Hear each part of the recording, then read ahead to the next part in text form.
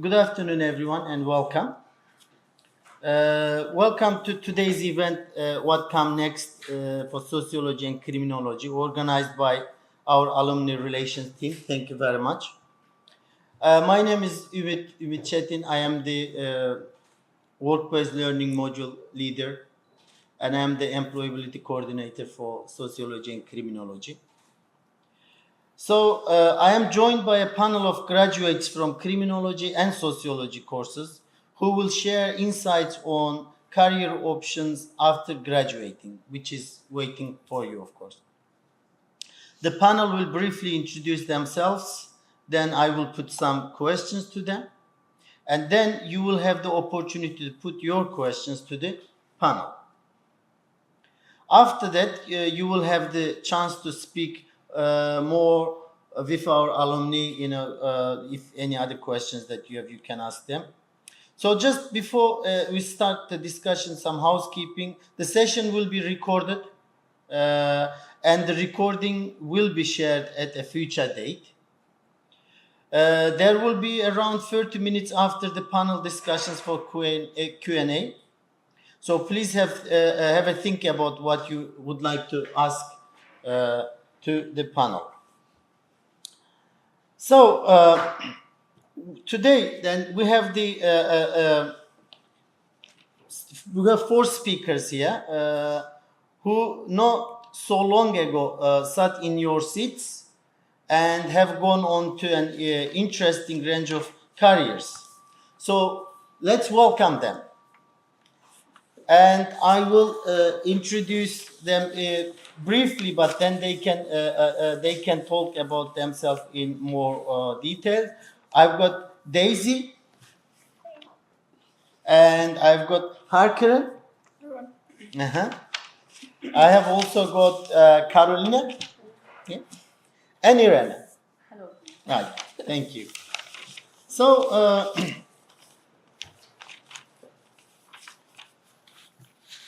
There will be time now. I will ask them questions to give a detailed account of their career. So, would you like to start kind of briefly introducing yourself, starting from you? Yeah. Hi everyone, I'm Harkaren. I graduated in 2020 and then I went on to do a master's in development studies at LSE. I now work in a really small organisation in the not-for-profit sector, which helps grassroots groups with their grants.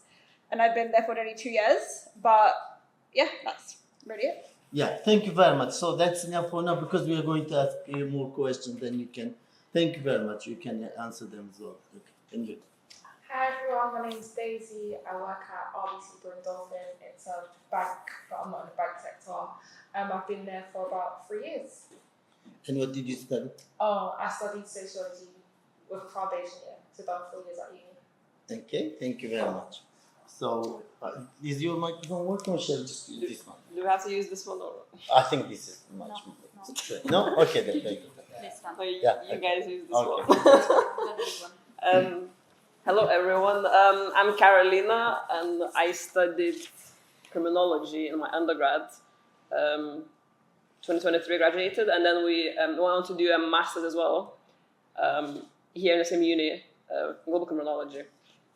Graduated in 2024, and then I worked with the organization, with the charity Shannon Trust, which we run a program in prisons, helping people with low literacy and numeracy skills. Then after a year, I got a bit bored, and then I changed. I want to be a prison officer. Been doing that for now like 9 months, I think. So yeah, that's me. Thank you. Hello everyone, I'm Irene.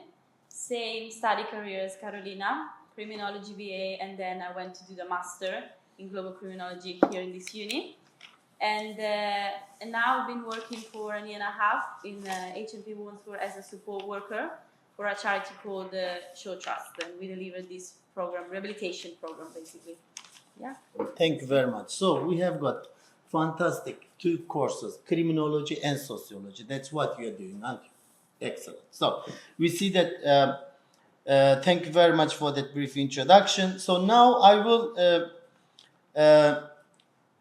we will have a panel discussion. So I will have a question, and I would like each of you to address that questions. Again, shall we use the same turn, or shall we just reverse the order? How would you like to start? Okay. Yeah, yeah, Up yeah. to you. Okay. I will put some question to each of our panel members. So what did you do at Westminster that helped you figure out your career path? What would you do differently if you had the time again? Shall we just start from Yeah. me this time? So I think like University of Westminster helped me a lot, and I would suggest to all of you guys to do something while you're studying that will help your CV. And that's the thing that I did. I approached one of my professors, maybe you know him, Sasha Darke, and I said I wanted to work with him as a teaching assistant. I didn't have any skill as a teaching assistant, so he took me on board, and I started working with him. I was organizing lecture and everything, and he was going into prisons and teaching. He was teaching inside prisons for a module called on criminology. So that's what helped me in my career path, because you can study the 3 years or 4 years, but then if in your CV there's no experiences, that's a bit bad, let me tell you that. So like do as much experience as you can, even if it's just a month, because, and also I would suggest you, Westminster University has a lot of opportunities. So read your emails because they're very important, because there's a lot in there, lots of opportunities abroad. I did lots of abroad opportunities as well. I volunteered a month in Sri Lanka through University of Westminster. That helped as well my CV, because that's another experience. And then I work as well in an organization called Women in Prison. It's always through the University of Westminster.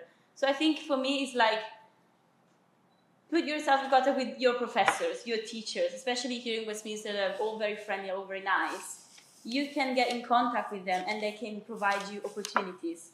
It needs to be yourself, that you need to put yourself out there and look for them. But when you're there, then you create all your network. Like even when I finished university, then I was going to some meeting with some lecturers, and then it's where I got to know different people. And yeah, I think like, what would I do differently? Probably I would start a bit earlier, because I started doing this in my 3rd year and in my master. I will start like from the 1st, 2nd years, like all of the 3 years doing experiences outside, extracurriculum experiences. And that will help you a lot, because you need things on your CV after you graduate, basically. Yeah. Irina, thank you very much. And Carolina. Yeah, I agree. I don't know about you guys, but up until the very last minute of my undergrad, I said, I don't know what I'm gonna do after this, because I had no idea. And I said, why did I even go to university? Because it was a waste of time. But like Irene said, then I came across Professor Sasha, and then he was promoting this master degrees, which we were going into prisons, and that for me that kind of sparked my interest. So I just gave it a try. Of course, they offered like many different even trips abroad. We went to Brazil, visited different prisons in Brazil as well. We went to a few different prisons in the UK as well. Working with the people, with the prisoners that did the higher degree, like higher education as well. So that kind of, again, like Irena said, that gives you the foundation and the work experience that people are looking for in your CV. Everyone has a degree these days, so it doesn't matter doesn't matter what subject you're doing your degree in.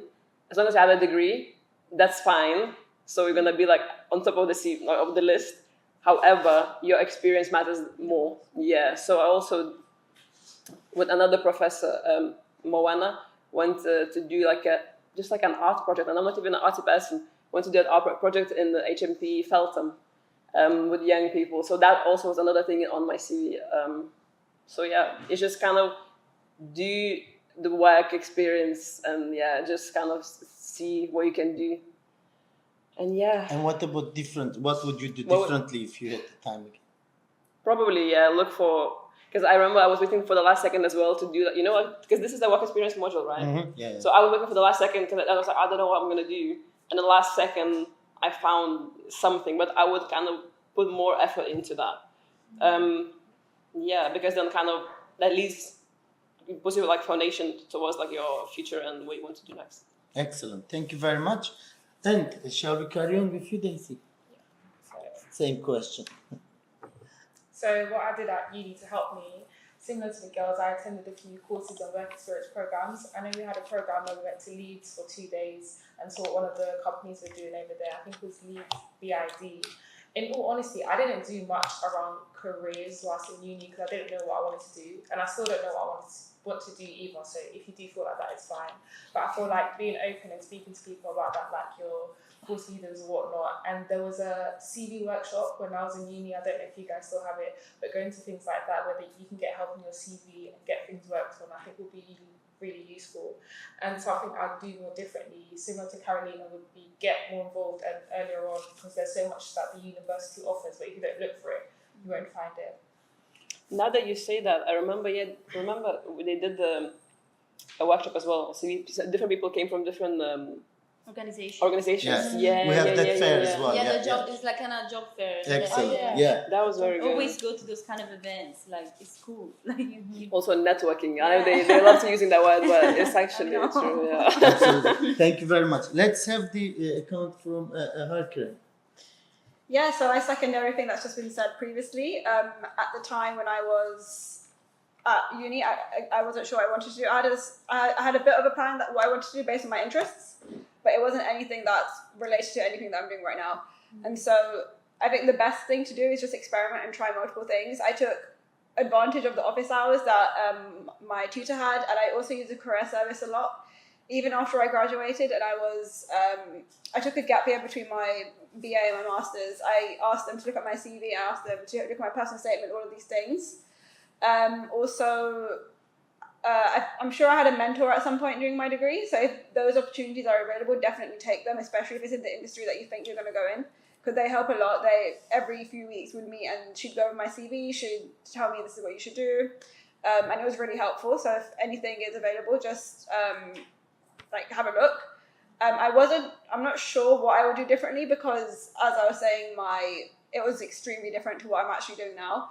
So I think just keep everything open, have an open mind, try anything. I think the best thing that I did, which I still talk about in my CVs, is there was a Students as Co-Creators project that was going on. Not sure if it still is now. And so me and my two close friends and Naomi, one of the lecturers, we did a project on mental health in the university and especially the School of Social Sciences, and that just taught how to do real life sort of research and anything like that. So whatever comes your way, just have an open mind is what I'd suggest. And what would you do differently if you were given time again? Yeah, Is there anything? yeah, I think that's what I wouldn't know, because what I'm doing now is really different to what I did before. So it's sort of just taking everything that comes your way and just taking all the opportunities that you might have. Okay, thank you very much. Can I ask what are the guys doing for the work experience module? What kind of work experience are they taking upon? Well, at the moment, they are doing Metropolitan Police placement scheme. What else are you guys doing? There are a variety of things. Some of them are working with projects within the university with colleagues who are doing research and social services and the diversity of things. Okay, so shall we just carry on from this side for the next question? Then we come back. Okay. And the question is this: what were your worries in terms of employment opportunities coming out of your degree versus your actual experiences? Yeah, so I think for me, I didn't take this module. I don't actually know if it was available then. I think it might have been. And so I think for me, the biggest thing was using the degree to learn everything that I wanted to do as per my interests, and then having to adapt that based on what I eventually wanted to do. At that time, I wanted to go into journalism, and so that was how I based my whole degree. My dissertation was related to that.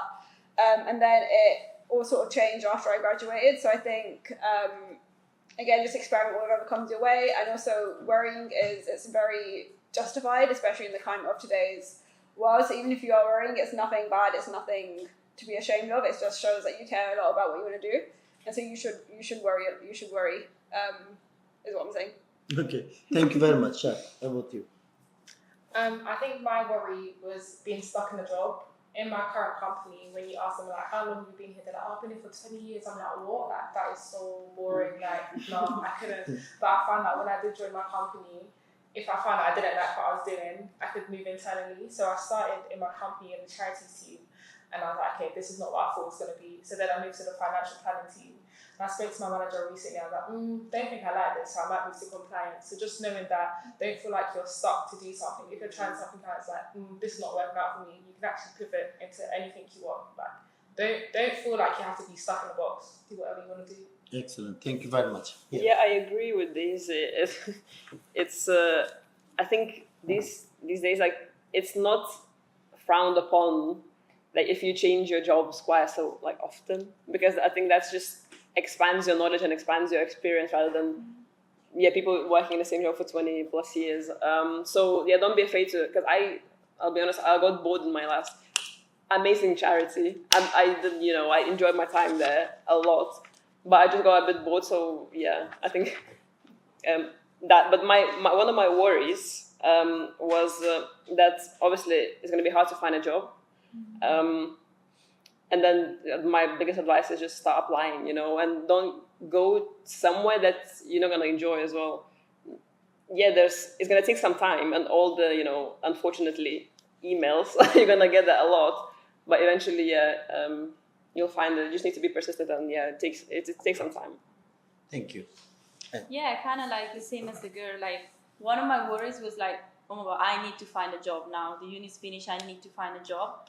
Because, like, timing wise, so that's why I would say, as Caro said, like, start planning before, start applying to job even before you finish uni, because you will finish anyway. So start applying before, and then as the girl said, like, I was worried that I was choosing a job that I don't even know what it was, support worker, to be honest with you. I was like, I'm gonna try it, and if you don't like it, you just change it. Like, you've got your degree, you've got your experience, as we were saying. So you can change job. It's very easy. There's lots of opportunity outside this university.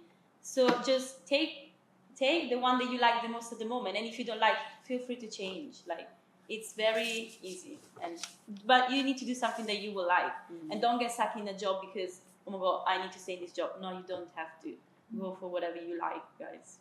Can I add something Sure. quickly? Of course. So obviously I'm in finance, but there was one time I was having a meeting with my team, and so actually backtracking, sometimes when I'm looking to new jobs, I get bored very quickly. I'll type into ChatGPT, high paying sociology job, and they give me a list of things. I'm just like, not really feeling this. Anyways, we had a meeting one day at work, and then my colleague mentioned something about intersectionality, and I was just like, I studied that at uni. So sometimes as well, although the job that you're doing may not be related to sociology, it does like transpire into other things. So don't feel like I need to find something strictly sociological. Sorry guys. This degree will spill into a lot of things as well. Yeah, but also I'll add to that as well, because I just saw recently, I think on LinkedIn, that we measure success as salary and job, like job title and salary, right? But there's so many more things that you have to look when you're looking for a job. So how much free time you're gonna get, how much is gonna allow your, creativity, how it's gonna affect your life, rather than how you're gonna express yourself, how much are you gonna enjoy it, not just salary and job title, it's many different more components that go into you enjoying life. And because I didn't realize how nice uni was when I was going there, the freedom that you have, it's just, enjoy while you still can. And then when you eventually go to the work life, you have to do something that you like, because you're going to just be miserable if you don't enjoy it. Thank you. These are all very useful points. And can I just carry on with you about the process for your current job? What was it like to apply, for? Oh, mine was kind of easy. Hiring process. Yeah, it was kind of easy. I applied through, what's the name of it? I think it's called Clink. And it's like, what's the name? Yeah, it's a website with all of like the charity jobs, kind of like related to our, I think it's Clink. Yeah, I'm not sure, that's kind of similar name. And I applied through that, and then it was literally just one interview, and then literally 2 days after they gave me the job. Excellent. But before this one, guys, let me tell you that you receive so many rejection. I mean, unless you're the best person ever that you do one interview and you get the job. I received probably 6 months of rejection. So I was kind of like getting sad because I was like, oh my god, like what am I doing?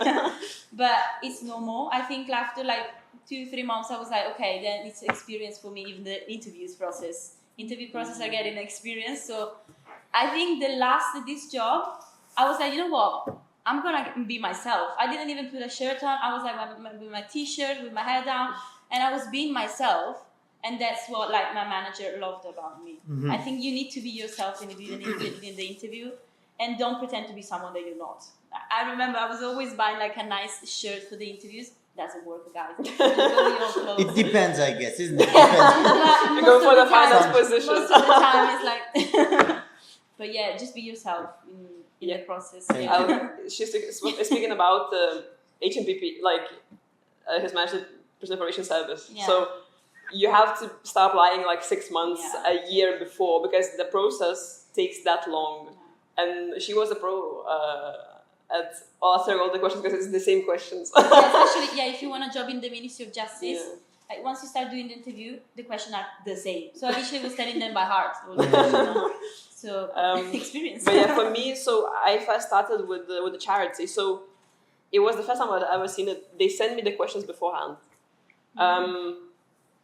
I think it's probably even better because then you can prepare. You're not really like nervous, and they just kind of like look at your experience rather than you just waffling at on being all nervous. So I think and I got the job as well really like quickly. And then I started applying to be a prison officer. It took me as well 6 months. Yeah, it took me 6 months to get the job. Of course, if you want to be a prison officer, please, there's so many vacancies. We're always but yeah, it was a very interesting process because obviously you have like role plays and everything. And then you have to go into like to do a fitness test. They check your hearing, your listening, and yeah, it's a very interesting process. Took a long time, but yeah. You're there. I'm here. Thank you very much. Thank you. That's very useful. And how about you?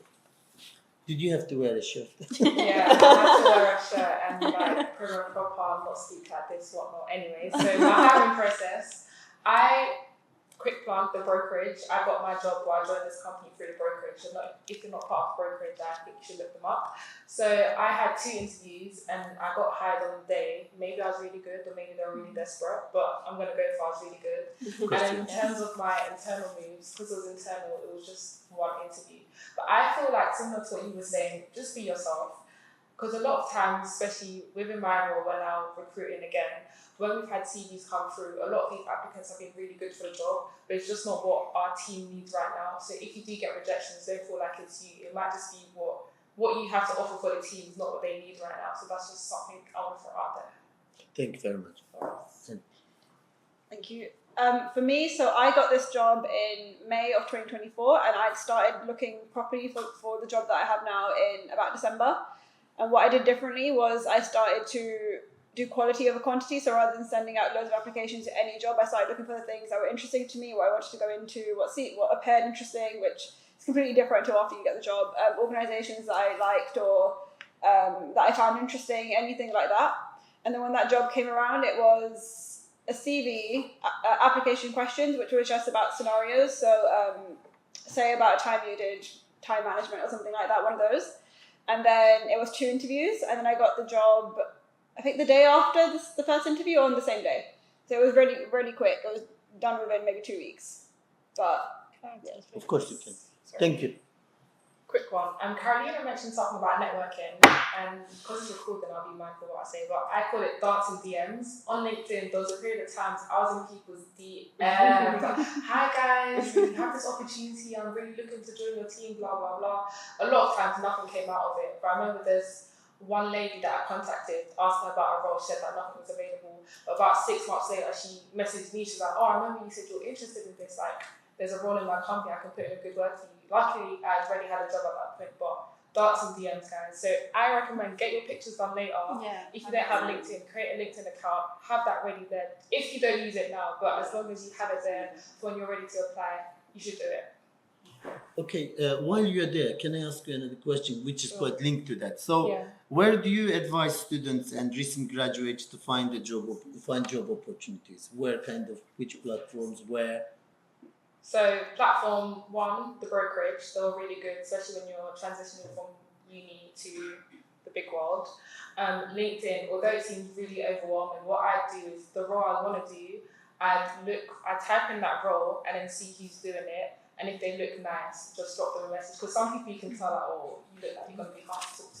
And other people, they're really approachable, and just send them an email. They might not respond. A lot of them do actually tend to respond, and then just speak to them from there. Just tell them what you're interested in, what you like to do. If they'd be able to be open to like a shadowing day, a lot of people actually let you shadow or come in and tell you what they do for work. Yeah, that would be my advice. You have to put yourself out there.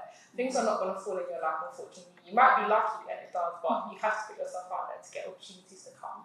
Thank you very much. And Akram, what's your advice on that? Yeah, so definitely LinkedIn. I feel like, as Daisy, you were saying, there is a lot of noise, and sometimes the roles might just be the job title that comes up with all the roles in every sector, so you might have to do a lot of filtering.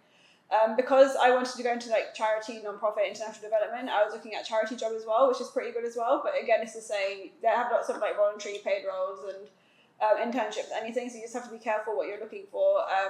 And I also used even just Google searching on like jobs. So sometimes they come up as well. And even if you do make a list of the organizations that you are interested in, check regularly every few months to see if they have roles that are at your level, at your interest, and just see. And as Daisy was saying, you can even just message them and ask that you're interested, and if they have internship opportunities or anything like that, and see how it goes from there. Excellent. Thank you very much. Shall we carry on here? If you carry on that. My advice is manifest. No, there was a website. Now I just found don't it. think It's Clinks. Clinks. Uh-huh. Yes, it's called. I think. Write it down, I that's think Clinks. Sasha and Clinks. Andy. Yes. Yeah, they kind of advise us. It's all kind of like charity-based jobs that you can do, and very a lot of different. Yeah. And that's where I find my first channel trust role. And then if you want to go into Ministry of Justice, just their page. There's so many different roles that you can apply for, and LinkedIn, as well, under the jobs and stuff like that. And again, I agree with the days that like kind of put a bit of effort into creating your profile, because clearly we don't have the picture, so we'll be taking that. But yes, and just connect with anyone. Like I have so many connections from like University of Westminster. People connect, and then I remember even like they're messaging you as well. Yeah. The girls that you can take over. Another website is civil service jobs website. There's like lots of like all of the civil service jobs, like self-explanatory. And but like there's like Ministry of Justice, or the Transport, or the National Crime Agency, which is another good agency that like also hire like newly graduate people. LinkedIn, you can follow your teachers. Again, sorry to be on the lecturers, but like you can follow your teachers, see what they like, see what they follow, see their connections, and you can literally like tell them as well, do you have anything available? It's true, maybe sometimes they're not going to apply, but what do you have to lose? Nothing. So like it could be like, you could just like having a door opening in front of you, or it's just going to stay there. Yeah, so there was nothing to lose. No. Yeah, nothing to lose. So LinkedIn, all of these websites are very useful. So yeah. Excellent. Thank you very much. So far, I understand that being resilient, be prepared to be rejected. Don't expect anybody to give you a job at first attempt. Then try to do speculative applications, like send people an email to just test if there is anything there, and keep working on it and be searching. Right. You know, with the rejections as well, they like most of the companies will kind of advertise externally, even though they gonna hire internally anyways. So you will get rejected, so just keep trying it. But that doesn't mean that you shouldn't be applying. You should make sure yourself visible there. Shall we just carry on from the Iran? What about the CV that you had? What do you think in your CV has given you kind of some advantages? Yeah. What was there in your CV? I really think it's the experience that I was telling you guys about during my university, because I had like a full almost 2 years of teaching assistant in University of Westminster, so it sounded very good. And then in the middle, through another professor, Jack, he asked me if I wanted to do an internship with women in prison. So there was another one. And women in prison, they had a position available just for the summer. And because they knew me from University of Westminster, they called me again. So it was like, I think those two, one University of Westminster as teaching assistant and women in prison, while my studies, they were like, oh, wow, okay. But yeah, because the previous, like, I've always been working, no? But like, was an accountant, that's boring. So they don't even look at that. But for what I was looking for, of Yeah, course. obviously depends on what you're looking Yeah. for. But like, I think like those kind of experience, they helped me a lot, yes. Excellent. Thank you very much. How about Yeah, this? I'm kind of the same. So, you know, everyone now creates the CVs with ChatGPT and stuff like that with the pictures and stuff. Now, don't do all of that. Even your education, do it in the minimal, square. The main bit has to be experience, you know, because that's what they're looking at. But George, and like what you learned and what you've done, that what makes you kind of attractive for the employer. Brilliant. And Daisy, what's your CV like? What's there in your CV that makes you? I'm not a big CV person. I feel like with a CV, because I didn't do much experience, it's hard to sell yourself. So when I started applying for jobs, I made sure I attached a cover letter. I feel like a cover letter, you can really write down all your experiences in detail. You said something which I was going to add on to, but I forgot. Yeah, if it comes back to me. We can always get. Yeah. Okay, absolutely. For me, so I'm currently in my second job. Well, actually, no, first. So between me graduating, me doing my masters, and now here, I did lots of voluntary roles, internships, anything that's unpaid. I understand that, of course, unpaid roles it's based on loads of things, and if you can, try to do them as well. I was quite privileged because when I was at uni, I had a part-time job on the side, so that was good in terms of costs. So if you can, I would definitely look into that, anything that comes your way. I think the biggest thing for me, especially since I'm in the not-for-profit world now, is that I did some work with the UN at one point. Even in my current job, I've worked with major INGOs and stuff like that. So those are things that you can talk about, and even the things that I did at uni, such as the research project we did, I still talk about it to this day. So anything, even if it might seem small, and also edit your CV, don't put everything for a certain role. So not everything will be relevant, so just make sure you have the bits that are relevant. And especially for a first job, employers won't be looking for like a 5-page CV, maximum 2 sides of A4. So whatever you need to edit, just make sure that it applies to the role you're applying for. Thank you very much. Do you remember? Yeah. What was you? Go on. Carolina mentioned chat. Don't use chat. When we have CVs come through, I'm like, oh my gosh, this looks so good. And my colleague's like, this is chat. And I'm like, oh, and they don't even look at it. Don't bother with chat. That's number 1. And number 2, internships, work experiences. Even if you don't you don't get a job, you've built a connection. You have someone that you can go back to in the future. Be like, hey, I need help with X, Y, Z, and they'll probably help you. Use cloud AI. Yeah, Daisy. And reference as well. And it helps you with reference as well. I was All of going to those- make. Like even if it's just 1 week of like experience that you do, like work experience that you do, you definitely would know 2-3 people, and they can write you references for the next future jobs. So Excellent. That's, networking. I can't. I kind of emphasize the importance of that enough. Actually, Yeah. references. That's why we always encourage you to, when you are in a placement, make sure that you get the best out of it for people to write you a good reference. Likewise for your lecturers. It's the same. Thank you so much. Can we just carry on with you then for the question about what top pieces of advice do you have for students navigating their career now? I'm gonna make it 3 things. Excellent. Number 1, network. I'm so big on networking. I feel like a lot of the opportunities I got is because I danced in DMs. Number 2, be brave. You have to go out and search for things. They're not going to fall on your lap. And number 3, take control of your own life. Like I said, I've been in a role and I didn't enjoy it. And don't feel like, oh my gosh, I need to stay here. If you don't like something, take control and move. You're only benefiting yourself at the end of the day. Excellent. Harry, would you like to carry on? Of course. So everything that Daisy said, definitely yes. And also I feel like I'm repeating myself, but experiment with anything that comes your way, even if you think that it might not be relevant, just do it. If you're interested, just do it. Interest takes you a long way, even if you think it might not. So if you feel like, if you're sort of in 2 worlds about an experience that comes your way, just do it anyway, see what happens. If you really don't like it, you can just quit it. And the second thing is take advantage of all of the sort of like resources that the university offers, especially the aftercare, I guess. So if they have CV workshops, if you can book like a 45-minute session to talk about your CV or your cover letter or personal statement or this or that, just take it because they're there for a reason. And so that's why I would really recommend that. Thank you very much. Were there 3 points that you wanted to? How No, many? that was it. You just thank you. I was in 3. Yeah, I just. Prepared. Do you have more or less 3 no, points now? I didn't prepare anything to be honest. No, you don't have. But now it just came to me. Don't underestimate yourself. I remember when I started applying, I was like, oh, I can't go like. I was looking at the salary. I can't go above that because I'm just starting. But apply even if you're not qualified for it. Apply, just keep applying because maybe they will like you. Because I feel like a lot of the times in the interview process is how you connect with the manager, whoever's interviewing you.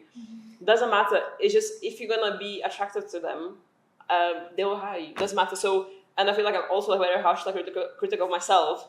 So just believe in yourself, and then that you can go even further. If you get the job that you wanted, you can still kind of progress and go and evolve and be like to another position and stuff like that. So kind of always keep looking forward and be positive.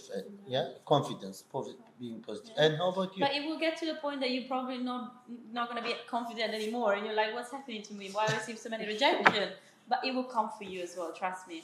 And I think like I second everything they said, but also because Westminster has a lot of opportunities, go travel abroad. Like go the working culture, I think it's called, I don't remember.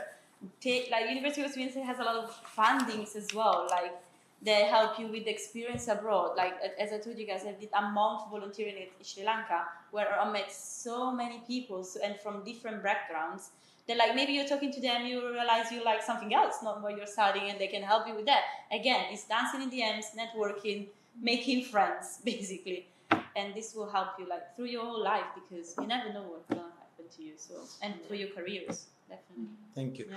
So can I ask you another question then? This is like about what do you like and what you don't like about your current job? My current Yeah, your likes and dislikes. It's, Let to me be go. honest, so as a support worker, I love helping people, like especially like people in custody. Like you do one little things and it's a massive thing for them. You help her with a photocopy, you made their day. And like I feel so grateful like sometimes because I make people happy with the littlest things.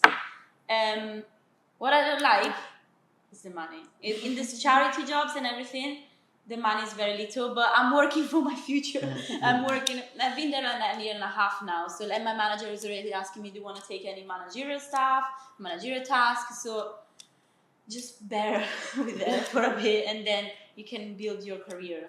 That's the thing. Thank you. Yeah. And but I guess like just do what you actually like to do. Yeah. You know. What I like about my career, it's very active, very not one day is the same, and it's prison environment is very interesting. It's very interesting because obviously it's very kind of closed off from the society. You know, people don't know what's going on in there. But how I go to work, like I always go with positivity, right? So because it's a very depressive place as it is, you know, very sad place. So you're gonna make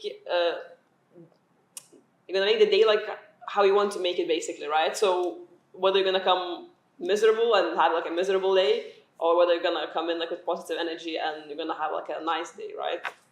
So that's what I choose to do. Why kind of don't like I kind of like everything, but obviously I think, but as I mentioned before as well, you have to look out for yourself at the end of the day, kind of, because I work very long hours, so kind of take care of yourself and have that work-life balance, because I think that I'm struggling with that a little bit at the moment. But yeah. Thank you very much. And how about you? Likes and dislikes. What I like, I don't like working, so I don't like anything. No, I'm joking.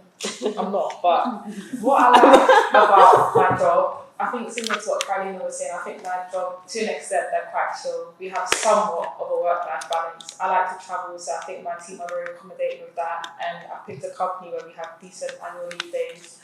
So that's what I like. What I don't like, I think it's the 9 to 5. I kind of don't like the whole go in and then go out, especially when I go on holiday. I'm like, oh my gosh, this should be my life. But again, that's for me to take control. So if I really don't like it, I should change it. Otherwise, just keep complaining. But working's not bad, guys. Especially if you like nice things, then get a job and find the nice things. Excellent, thank you. And you? Yeah, so I think for me is I really, really like my team where like everyone at work is so great. We have such a good like social, cultural like thing at work, and everyone gets on really well. We spend most of our time just like laughing, to be honest, speaking about random things, and so it's just really nice to work with a bunch of people that are the same. Because that's definitely one of the big pros of my job. The thing that I dislike, or I'm starting to dislike now actually, is that I've been here for nearly 2 years, and I am looking for the next step. I have been really lucky that over the past year in my job, I've been able to achieve so much in terms of I've been able to work with different teams, I've been able to do all of the sort of objectives that I had. But now it's about moving on, and so that's not really a dislike, but it's just what I want to do next, and how sometimes I think my role might not allow that to happen at instances. So it's just that next step that I dislike or I'm getting used to. Thank you You're very right much. as well. I can add it's very important to find a very nice team. And if you feel like you don't really fit in, just again, you don't have to stay anywhere that you don't feel welcome. So find a team, and you're just gonna enjoy going to work. It's basically hanging out with your friends, you know.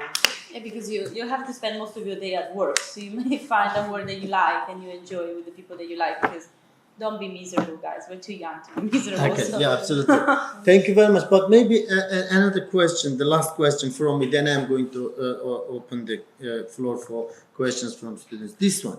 Look, the assumption is that we think that everybody knows what they're going to do when they graduate. They are focused on their career, they have a clear trajectory or direction, but that's not the case. We know that so many students, especially at level 5, are not sure about what they're going to do after graduating. So what is your advice for those students and who are not sure what to do with their degree, who are not sure what they're going to be looking for after graduating? What's your advice on that? Yeah, so firstly, even after you've done the 3 years or the 4 years or however long you've done, it's okay to not know what you want to do. And that's why it's important to, along with your academic studies, to experiment with different work experience things afterwards. In terms of internships or voluntary roles or anything that comes your way, anything the university offers, just so you can sort of put your foot in the water and see this is what I like, this is what I don't like. And then you still might not get that until you get into your first job, where you're still like, I don't know what I want to do, but this is what I like, what I dislike, to sort of base but some of your decisions on what you like, what you dislike, what you want to learn more about, and what you're definitely not interested in. And then you can sort of filter things down and see what you like, and then hopefully at the midpoint of your career you're doing what you want to do and what you like. Thank you. And you? I'd say there's so many career roles out there. I feel like when I was in uni, I thought you're either going to be a doctor or work in a bank when you have certain parents. But there's so many job roles out there, and I found out when I joined my company, I was finding other roles that I could join. So I'd say if you don't know what you're going to do, just similar to what you said, just figure it out. Even though I'm in my role now, I applied for a role in compliance. And if I didn't like compliance, I said to my manager, I think I like HR. I'm doing anything and everything until I find what fits. And that's fine, because how can you know what you want to do at this age? There's so much to do in the world. You change as well as a person, your interests change, and they develop. So just keep figuring it out, and it's fine to figure it out. Thank you very much. Yeah, I completely agree with this. It's like, unless you want to be a doctor from early young age, you're never going to know what you want to do. And completely agree as well that once you go in some area or work, so like, right, we went into kind of criminal justice, say, there's so many different roles that opens up to you that you had no idea that even existed. And you can choose from whatever, so it's just, the most important thing is to just try and get a job, right? Obviously, hopefully the one that you like. But then, there's so many opportunities that open up later. Even, the same work networking at your current role as well. Yeah, like that's the thing I like about England. Sorry, guys, London, because there's so many like jobs that I didn't know they existed in my country, especially. So like even now, sometimes I'm on the civil service jobs website. I'm like, oh, this is nice, and you read the thing, so you start learning what's a support worker is, what's a program facilitator is, that we didn't even know. Sometimes she comes and say, oh, there's these jobs available. I'm like, what is that job? But then you read into the description of the jobs and you realize what it is, so you realize if you like it or you might not like it. So I would say, like, as an advice, go through this website that we all mentioned and look at the different kind of, I remember I was going to every single jobs and I was looking at the description because I didn't even know they existed. So you might like, oh, I like this one, and you apply for that one. But look, even if you don't want to do anything to do with sociology or criminology, No, in general. that's fine. Yeah. Just keep looking, right? And whatever is meant for you will come for you anyways. So. And you learn different jobs. Like it's okay not to know. Like I didn't absolutely know what to do after. And even now I don't know what I want to do like later on. It's all like figuring out like as you go. Thank you. That's very useful. Thank you very much. So, anything to add?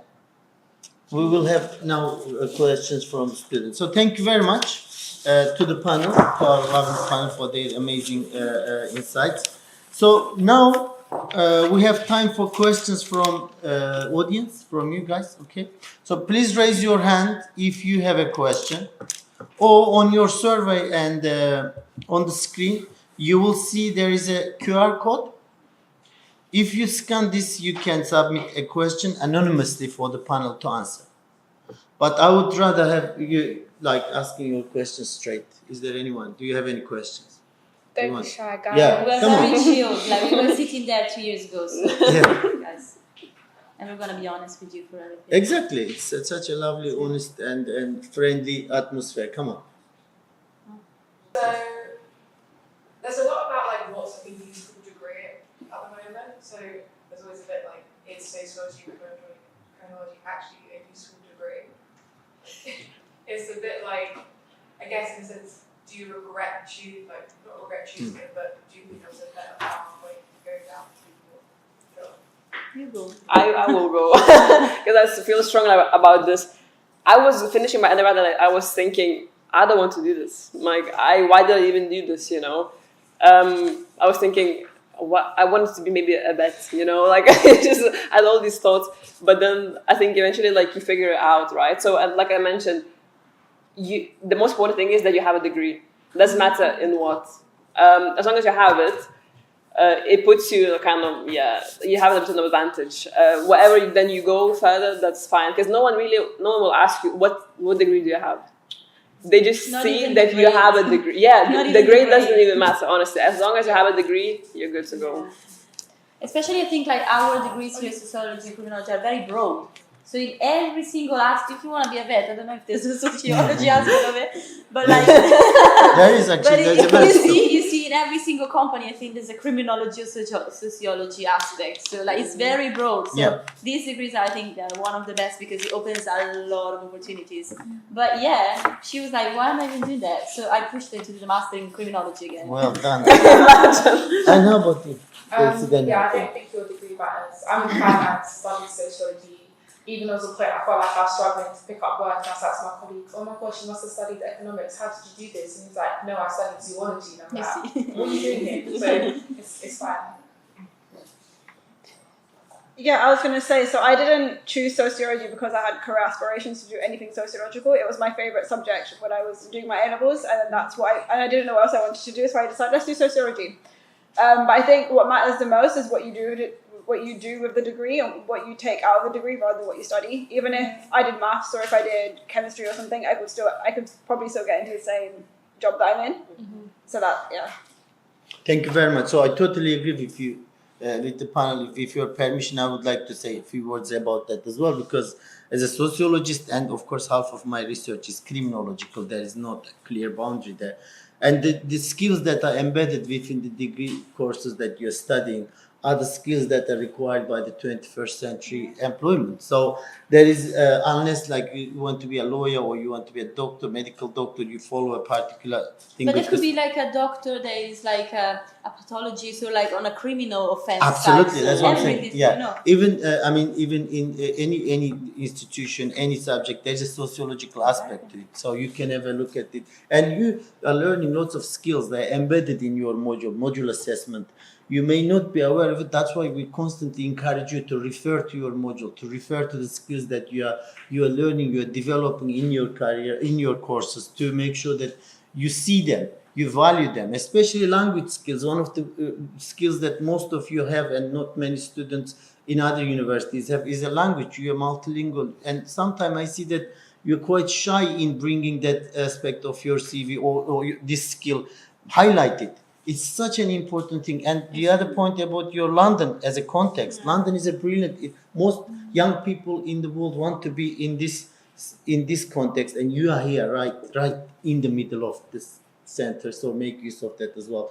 Then I'll answer your questions. Yeah, I'm gonna give you. Yeah, sure. Sorry, just really quickly. I speak French, and at work I don't tell people because no. But then we had a French client once, and people struggling to understand. And someone was like, "Oh, Daisy, don't you speak French?" I was like, maybe. Anyways, it felt really good to use a language at work. Number one, and two, all my colleagues were like, "Wow, like Daisy, oh my gosh."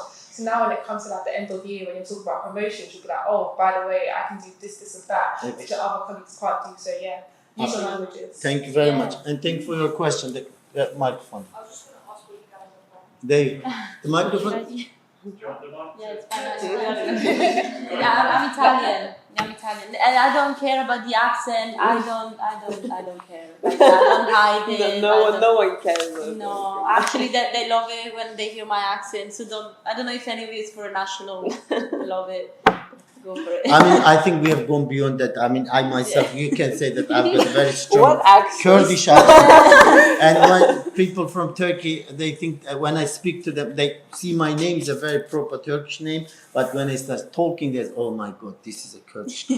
So it's a very strong Kurdish accent. There is no problem with that. Please, I find that was unacceptable. We've gone beyond that. And it's a huge asset, it's a big value. Please make sure that you use that language skills, all of you. Thank you very much. But you know, like in the interview, I was scared because I was like, oh my God, like some words I can't even pronounce them. People don't care.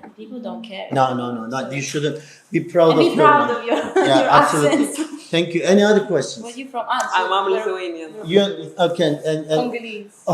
I hate to ask people where they are from because I am.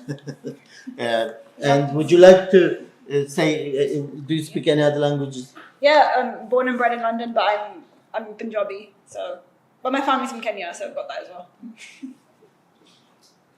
Okay. Is there these are the questions. Are you working as a prison officer? Are working as a prison officer has a temporary job to build your work experience, or do you see it as it has a long-term job to keep? That's a good question, because that's, I think, why my thought process was going to be a prison officer to see how it works from the ground up. Because me having 2 degrees, having a master's, allows me to kind of grow in the role and kind of in the prison service, right? So obviously I can't go to be ahead of something straight away. So my view is that I'm gonna start from kind of the bottom up and then just grow. And there's so many different things that you can do as well. So inside the prison. So like you can go after a few years, you can go and work, say like with the dog in the dog sector.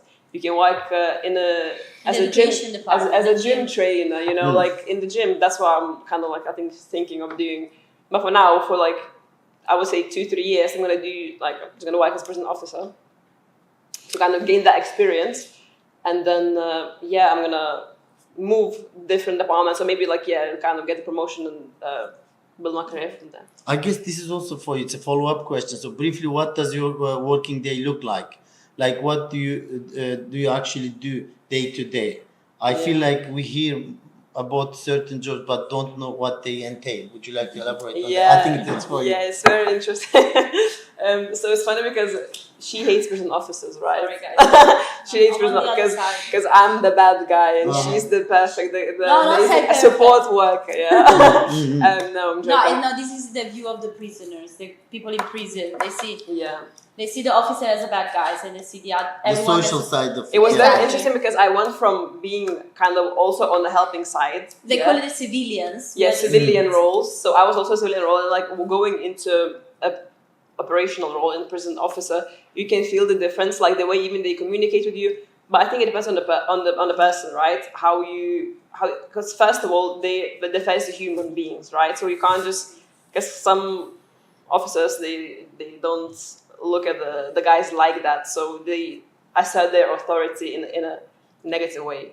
Which I think we need more people that are willing to help them and kind of willing to be there, right, as a support rather than just go there, do their job, and just get the money and go home. There's a lot of that, but my day to day is we have to run a regime. So 7:30 we start the day. We have a briefing. We go and log the guys. The guys then go to education or whether they go to work. Off the wing, whether they go to church, like the different. It's like a little. It's like a community in the prison. They have their own kitchen. They have their laundry. They go to work in laundry. They go to work to kitchen, and then they have their like association period where they play pool. So it's us basically running the regime. It's If like you don't mind, I mean, so yeah, follow questions. what's prison I work at. You don't need to say the name. That's fine. Don't. Another thing that you have to be very careful, especially If you work in a if prison. you work in a prison. Like that's why I don't even have like a picture on my LinkedIn because it's you don't want them finding you on anywhere on the internet. So, but yeah, that's we're on the regime. Then it's just obviously like it entails like also fighting. So you have to be a very specific type of person to work in a prison as an officer. Thank you. I've got another question here. Just there's a question here before. Or do you want to ask your question first? Go on. You ask your question because this is already here. Go on. My question is for Daisy. In terms of like jobs in finance, because I feel like we hear about it a lot. Like, what do you actually do? Like, these days? So my day to day, I'd say my role is like I'm the chef, and then my manager is like the waitress. So I do all the work, but I do all the work, and then he presents it to the clients like, oh, look at this. So essentially we do the onboarding, so just getting all their documents, the AML, anti-money laundering, just making sure that the money they have is legit, processing that all through. I will attend client meetings with the advisor and then essentially speak to the clients with what they want, so what their needs are with the finances they have, what they want long-term, what they want for their children, and then myself and the paraplanner who do the reports. We work together to create a plan for the clients for however many years they want to be a client. That's like really quick-winded because it's quite long, but if you want to message me after, I can go into detail. Thank you very much. And Hurricane, there's a question for you. What are your genuine thoughts about about working on charity sector? And what is the best part of it, and what are the downsides? Yeah, so that's a really interesting question because it's really difficult to explain my job and my organisation because we're not a charity. So a lot of what I do is actually what Daisy, you do in terms of AML finances. We're a financial company for essentially groups that are unincorporated, so they haven't got a bank account, and so we hold their money on their behalf so that they can continue the impact of their work. And so it's not a traditional sort of NGO charity, we're actually a business. So that's firstly what's really interesting. We're very unique in that sense. But from what we've heard, because we work with a lot of trusts and foundations, we sort of hear if Trump does something, then money's always moving around. And so there's a lot of risk involved in what we do. But I think the big thing is how the charity sector will develop. And I think my genuine thoughts is that the pay, from what's been said before, it's not the best, but it's okay. I mean, we make do.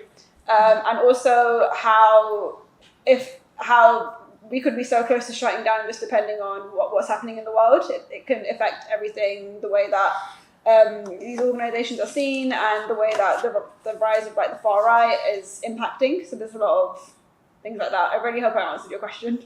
I think I Good. worked in a charity sector. It's the best. Like, it's even probably better than working for the government. Because you have so many benefits which they value you more than, say, when you're working like for As a person, I guess. You're more cared for. They have like more. Yeah, you feel like more a part of a team rather than by yourself. Big Ministry of Justice job. Yeah. Or big team. Yeah. I really like working in a charity. Yeah. Do you have the experience of working with charities or? Kind of similar. I've worked with the charities, but it was in investment side, so we held their investments and helped their portfolios to grow. So wouldn't be too sure on the actual charity yet. Excellent. Any other questions? Oh, there's one more. Okay. What skills that you learned from your degree that you found transferable, useful into your career beyond teaching and academics? Fantastic questions. Thank you very much. Anonymous person, but it's What skills that you learned from your degree that you found transferable, useful into your career beyond teaching and academics? Shall we just start from That's a difficult one. It's a brilliant right? Maybe time management. It might sound boring, but no, I think like, I don't know how guys you do it, but like, you know, the organization, your time organization before an assessment. So maybe I learned that I had to do it little by little during the week before getting to the final project, and bam, one day before you have to do it. I didn't learn that, but I was still doing it. But I think that's a good thing, because in I think any kind of job you will have lots of tasks, so you have to prioritize them, which is the most important, or maybe which is the fastest I can do, so that's done. So prioritizing the task and stuff like this, but our thing, it was lots of assessment, so it was more of like time management. Okay, I've got 3 weeks to do it. Let me do little by little, so you can do it. What I think, going to university, I think that's one of the biggest pros to going to university is kind of building your confidence, I think. So I don't know, it just opens up your mind a little bit, and then you're able to speak with different people, you know. So that kind of builds your skills in life, and it will be helpful whether, you know, at workplace or just in your general life. Sorry, can I connect to this one? Like, when I was sitting there, I would have never expected in my life to sit here on the other side. But uni, and again, talking to professors, talking to teacher, going up to them, it builds your confidence. So you're like, now I'm talking to guys like me. Why? I'm like, fuck, nothing. Yeah. Who cares? Thank you very much. And how about you? So obviously sociology, broadly speaking, the study of society. So when we're trying to win clients, like, why are they the way they are? Or when we're trying to win business, like, okay, let's approach females in sports, let's split it that way, and then men in banking per se. And then I think I mentioned before how we looked at intersectionality at work. So how do all of these categories link together, and how can that work for us to win business? So just to quickly answer your question, which was a very good question, whoever it was, I think the skills I've learned is how to read people, how to understand people, how to get their goals across. Thank you very much. Yeah, so everything that's been said before, but I think sort of like the soft skills perhaps, but communication. I think I'm quite lucky because my team are great, and so we haven't really had any communication barriers or teamwork. But I understand that all workplaces are the same. So if you have sort of know how to work with different types of people, that's really helpful.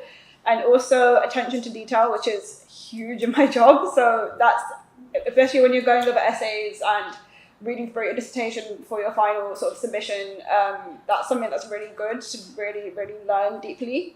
And I think that's it. Thank you very much. They're very useful points again. So, any other questions? No? Do you have one? So there's one here again. How many days a week do you work as a prison officer? They are all very interesting. We live together, that's why I make this face. She doesn't see me. No, the hours can be very, very long. So say one shift can be, it's a shift work, right? So I have to do every other weekend. So it's not like 9-to-5 job. No, so you work one weekend, the next weekend you're gonna be off. So on social hours, right? Then say one shift will be from 7:30 to 8 p.m. That's a long one.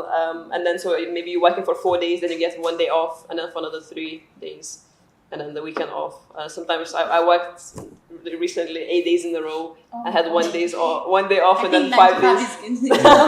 So 9 to 5. I miss that aspect of job of working, but no, it's good. You can Rewarding. yeah, as in like you can make some money if you know doing overtime and stuff like that.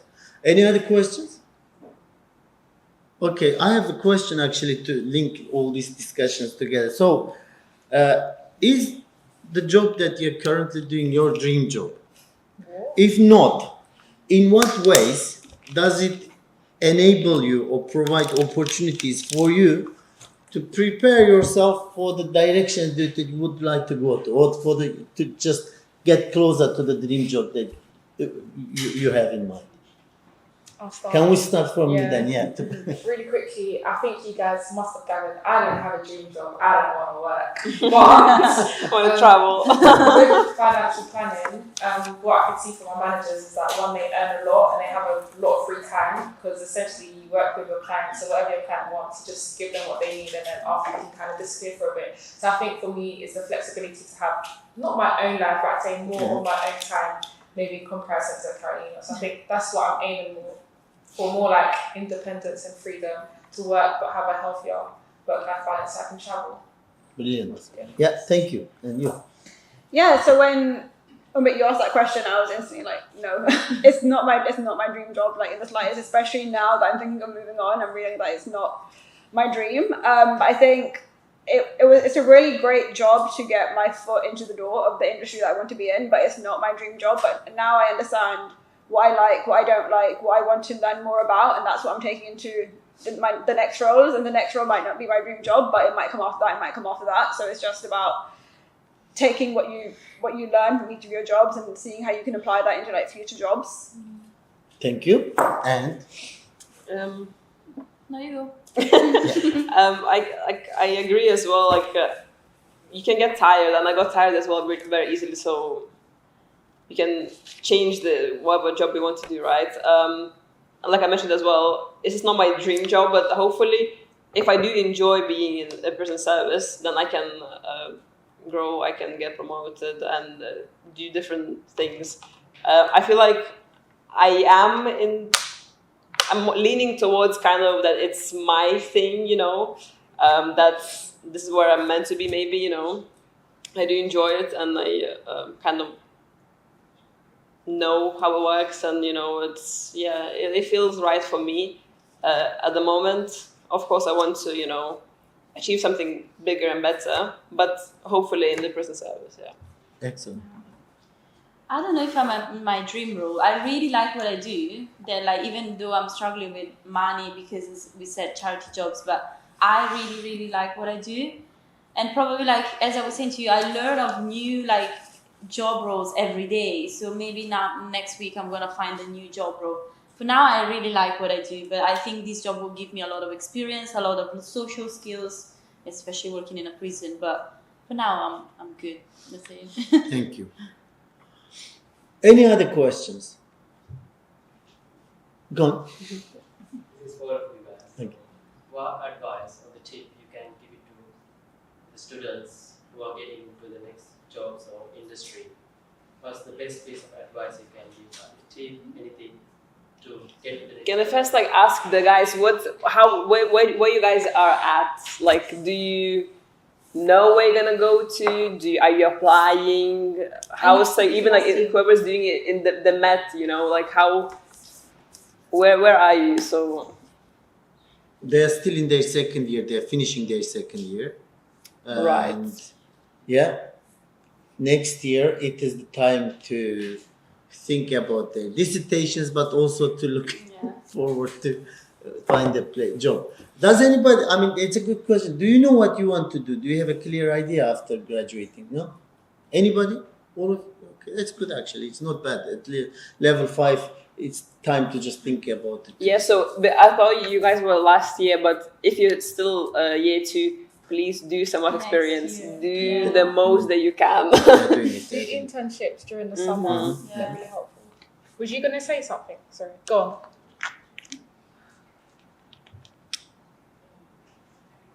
So when you first joined, Was it like, obviously, because obviously everyone in the industry you're in, like obviously they have experience. Like, how did you feel? Like, was it hard, or do you think there was like guidance to like make you not feel like pressure or that stuff like that? You know what I mean? I'll go really quickly. I think it depends on the company. Something I've spoken to my manager about is I feel like there wasn't sufficient training with our company, and I think on a big scale they're aware of that. But joining a role, everyone will know that you're new, so they won't be expecting you to do crazy things on your first day. They'll kind of wean you into everything. So, well, from my experience anyways, all your managers and your team will be supportive when you first start. Yeah, so essentially the same thing. My organization is great, and I've spoken to my manager, I've spoken to even the head of my team, and they're very, very supportive. I feel like I could go to them for any sort of advice that I need, anything, and they know that where my organization, they're very aware of where people are in their lives and what sort of roles they have and where they want to go, where they want to grow, and because a lot of them they've done the same thing when they were in like our age, and so it's a lot about connecting with them like that. Thank you. You know, I hate being the new person. Because I like knowing things, right? And starting a new role, it gives me anxiety because I want to know everything, right? So you will feel that you don't know anything and you're new. But what I again like about charity sector is that you are allowed so much freedom, and kind of you make the program, whatever program it is, kind of you run it, right? So me in that in Shannon Trust charity, it was basically up to me how I built it, how I ran it, in the prison. So you have so much freedom on that, and it gives you the confidence, So, and then going back to speaking with your manager, then you see how much you've achieved, how much basically you've done. So kind of always look back and see that you've done well. You're doing good. So. Yeah, and I think as she was saying, it's all about the confidence that you will be probably like in the last year of university, because ask question. Like now I've got new people joining my team, and I'm like, guys, they're always on team calls me, and now they call me every single question. I don't mind, because I was in their position, and like I was just having my manager to ask questions. So like it's so scary. It's so scary because especially even with my program, I was the only one there in the prison. So like you need to start going to people and ask a question. Don't worry, because they've been in your position, so they will be fine. Of course, if they're nice. Of course, yeah. You need to maybe find find a person that you think is nice, and then ask so many questions. Don't worry about it. Like don't be scared of asking questions. Yeah, and and we speak a lot, because we have friends who are working in the same teams or whatnot. It's very important to have a nice manager. Yeah. Like is gonna make or break your time in the company, whatever company it is. So if you don't enjoy it, honestly, don't kill yourself and stay there for no reason. Right. Just move on, because of course you're working with people, right? So you're not gonna get along with everyone, but yeah, it's important to find the right team. Mm-hmm. Can I quickly add to that? I think it's also important to be adaptable yourself. You're not going to like everyone, and not everyone's going to like you, but it's a working environment, so just get the job done. Yeah. In a good way. Yeah. Definitely. And do you have anything to add? No, just everything that's been said. Okay, thank you very much. So, any other questions?